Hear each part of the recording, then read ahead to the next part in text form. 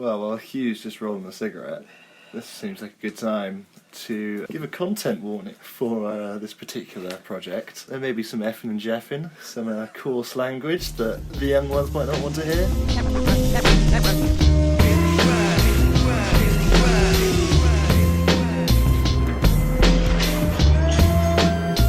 Hey, Rob, they just like old friends. Yeah, old friends never tastes this good. I heard that.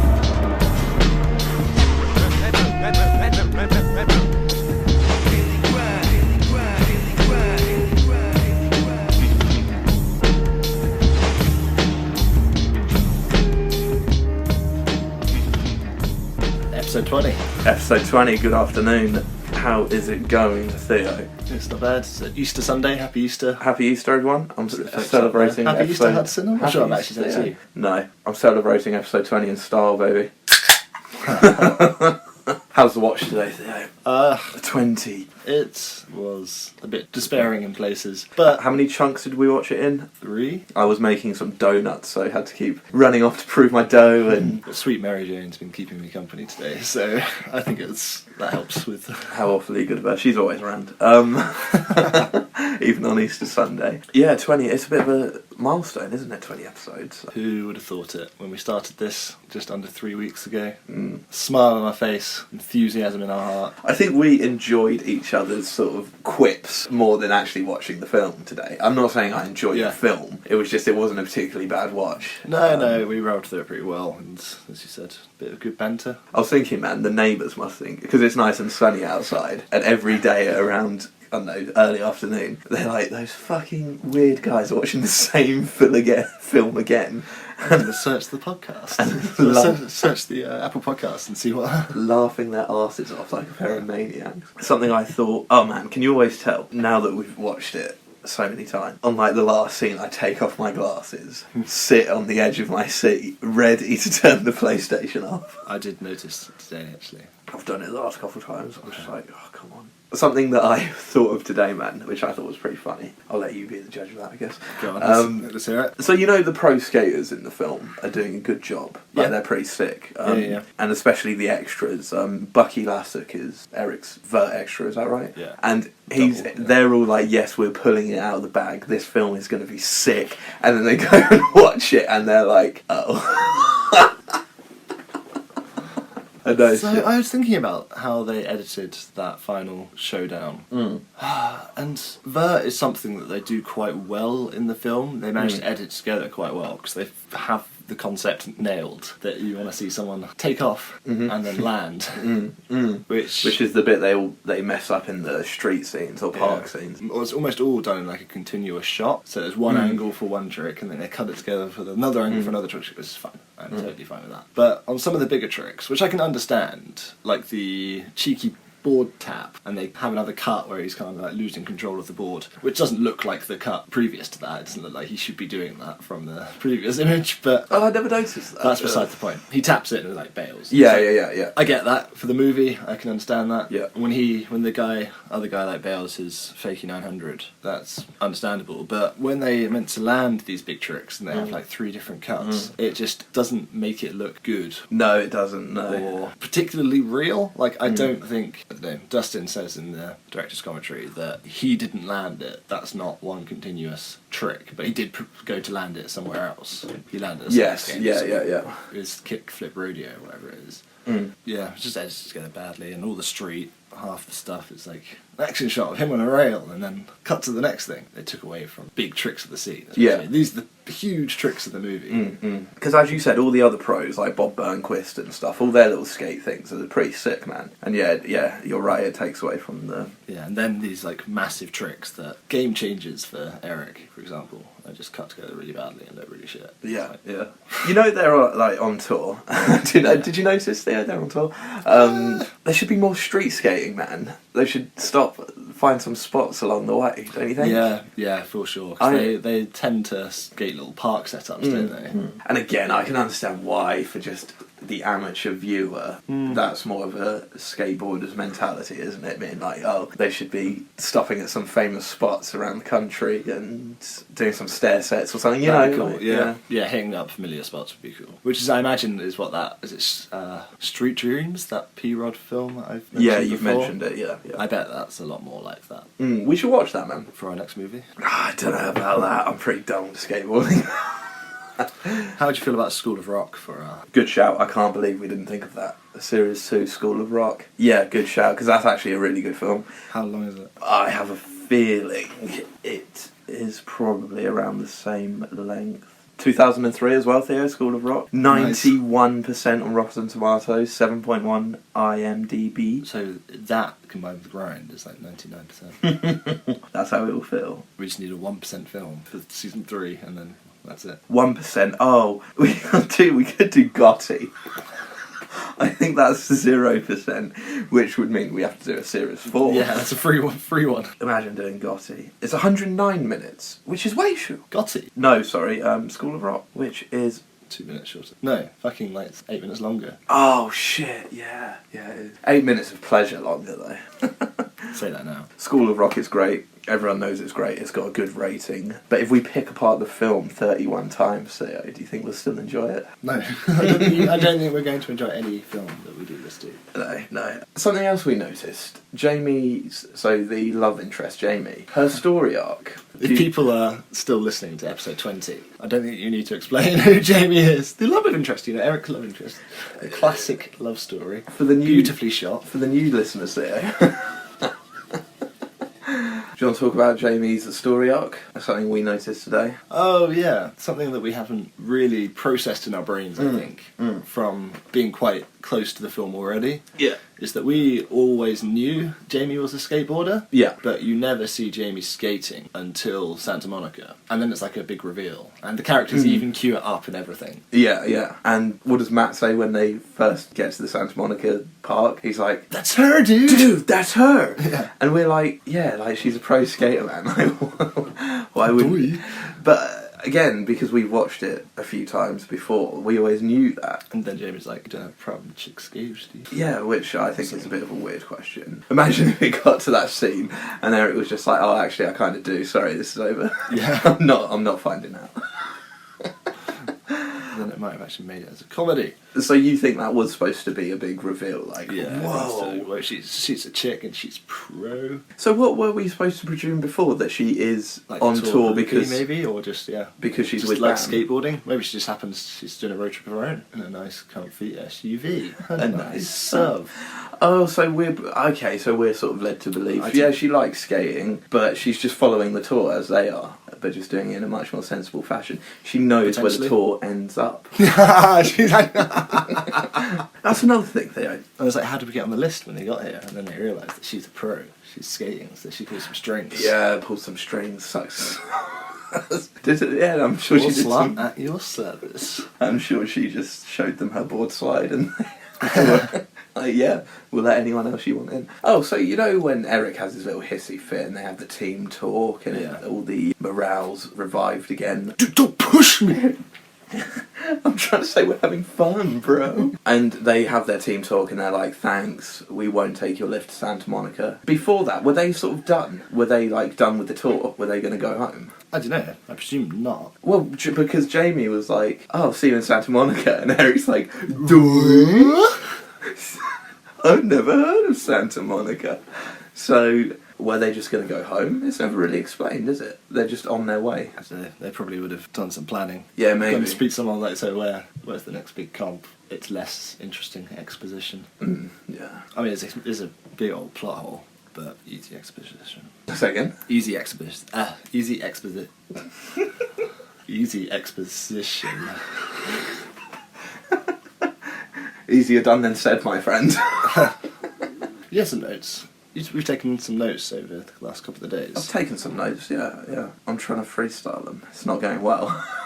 Yeah, I can pull up the note. Shall we start with your note?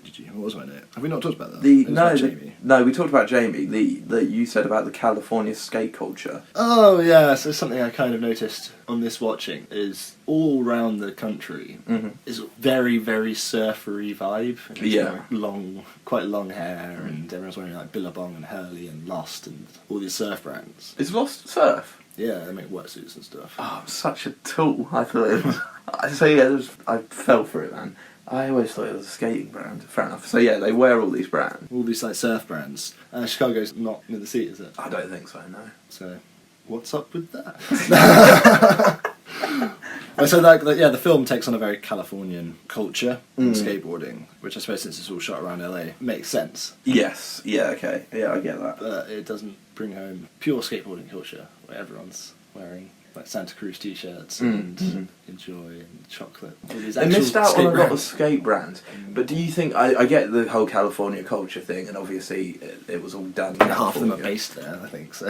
Yeah, exactly. But do you think maybe they wear Hurley and Lost and things like that because they just didn't know, or because the skate companies weren't willing for them to like be wearing their clothes? Is that how it works? Would if they all wanted to wear, I don't know, give me a brand here, like Flip or something, would they have to approach Flip and be like, can we use your merchandise? Is that how it works? I really don't know, man. Because they wear Birdhouse quite a lot. I assume they'd knock up like some kind of brand deal. Yeah. Like they would just organise that as part of the let's get some companies, and Hurley was clearly one of them. Sure, yeah. Because they must have done with Birdhouse because of Brian Sumner and... Well, not necessarily, I don't think. I'm sure he would have had the freedom to choose whether or not he was taking the part without Birdhouse having too much to say, but... Oh, sure, yeah, but I mean, like, all the products, like, they wear a lot of Birdhouse t-shirts, and be interested to know how that... Eric's at least one New York t-shirt. You see a load of indie t-shirts around. Yes, yeah. Be interested to know how that works, actually. Different times, though, Theo, when I start my filmography career. Wham Bam Still the Van, a subject we have delved deep into, so... And here we are, taking another swing. Wham... An easy 5 minutes to fill... What do you want me to do? Wham Bam Steals the Van. She steals Super Duper Van, and she steals the Chevrolet Escalade, which I imagine is an expensive car. I feel like we're covering all ground, but go on. What does she do with these vans? Sell them. Right, who the fuck is going to buy an old rickety van with a skate ramp on top that has been vandalised to say Super Duper on the side? Some hippies. No, I thought maybe after watching it once, she does it for the kicks, man. Gets a kick out of leading on guys. Yeah, even slamming them if they're as sweet as Sweet Lou. Do you reckon she slammed any of the Wiggers? I hope not. No. This would go down my estimations an awful lot if she did. Yeah. One thing, it would have been funny, you know, when we finished the entire credits a week or so ago, and we were sort of hoping for a little extra scene, which lots of comedy movies do. It would have been funny if the extra scene was like the Wiggers coming back to the car park to discover that their like truck had been stolen. Yeah. I think that would have been a little funny extra scene. It's just something I thought of. Or they're coming back to see that the boards... They've got like a crack in their windscreen. Their windscreen's been completely ruined. Yeah, they got that sorted out sharpish, didn't they? Do you think that's why the Wiggers... They've got beef anyway, but do you think that's added to the beef? That's added fuel to the fire? Do you think they know Matt did that? Honestly, I don't know. I think brought up before, maybe just in the film. We discussed it. I think that's why I noticed it down. Okay, yeah. I don't know. It's hard to call. It is hard to call. Something's up there. There's definitely some skateboarders. They probably saw that Super Duper van. It's hard to miss the Super Duper van. Yeah, Super Duper bitches. Again, if they delve deeper into the characters, it could have been something that was touched on, you know? Yeah. Like, you dicks, you ruined our truck, we're going to get you chucked out of this club, sort of thing. The fact they don't even have names, exactly. Man. That'd been a great little, just extra bit of tension. Yeah. I know, the more I watch it, the more... It's taken me 20 times to realise that a bit more backstory on the Wiggers. I think I've been fooled, because I do find them funny, but some actual rivalry would have been good, and giving them a damn name, probably. Yeah. The fact that they credit Ryan Sheckler as Bernard St. James or something. Rooty McTooty. And Booty McTooty. These rivals who get a lot of screen time don't get a name. Really weird, isn't it? Yeah. We live and learn, though. You celebrating episode 20 as well? Episode 20. And the suspense is killing me. You know when Dustin says, "Oh, my college fund is all gone"? What does he say? My college fund is gutted. Gutted. I thought you said gutted. I didn't want to make a fool of myself.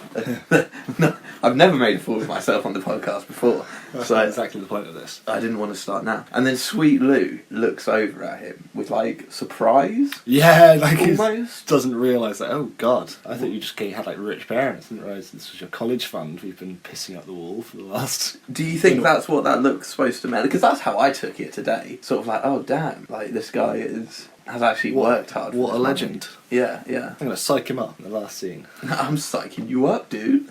Yeah, for someone that talks so much about saving $700, It's a start. it's a start. Good on him. But then he talks about how he has to work all summer, doesn't he? So I suppose he can't really save any more money, can he? Not when he's sponsored by Super Duper Skates, anyway. Yeah, that's just a money pit. Something I noticed as well. Yeah.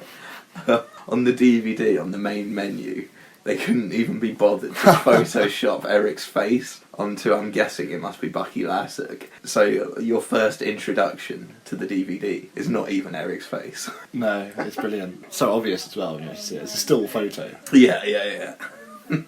I guess they were counting on people being so eager to watch the film that they wouldn't really take it in properly and be like, oh, Eric's rad. Exactly. Ollie. What time you want to start cooking? ASAP, really.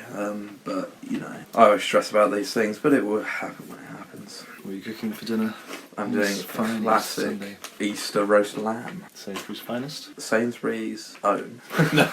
Sainsbury's. I don't know if they do like a finest selection on the lamb and stuff. It's pretty damn expensive as is. You got anything for me there? Any mental notes you've taken down? There was something, but I think we may have covered it. I don't know, man. My head's a mess. I'm in a time warp editing these podcasts from weeks ago. Still a week and a half to go. I don't know what I'm doing.